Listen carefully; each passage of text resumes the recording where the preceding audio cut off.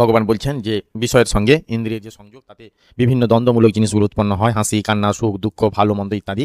এবং আরও জানলাম এর পাশাপাশি যে এইগুলো উৎপত্তি আছে এবং বিনাশ আছে, তাই সেগুলো অনিত্য। কিন্তু ভগবান তারপরে বললেন তান তিতিক্ষস্য ভারত, এই অর্জুন সেগুলোকে সহ্য করো। কেন এইটা কেন ভগবান বললেন, শুধু সহ্য করার কথা ইম্পর্টেন্সটা কেন দিলেন? যে সেগুলো হচ্ছে হচ্ছে বাইরে যা আছে থাক না, আমাদেরকে সহ্য করতে হবে কেন? আমরা রিয়াক্ট করবো, প্রতিবাদ করবো, কিংবা এড়িয়ে যাব, কিংবা সহ্যই বা কেন করতে হবে? এর পিছনে কি সায়েন্স আছে বা কি গুরুত্ব আছে? এটি অত্যন্ত গুরুত্বপূর্ণ।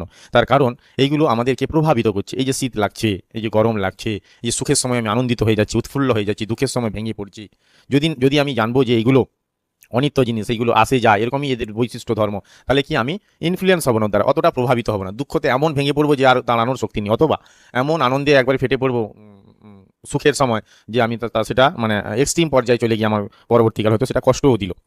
এরকম অনেক আছে, একজন লটারিতে 1 কোটি টাকা পেয়ে যেতে এত আনন্দিত হয়ে গেছে, তারপর তৎক্ষণাৎ মারাও গেছে, মানে সে ধরে রাখতে পারেনি, কোনোদিন পায়নি এরকম আনন্দ।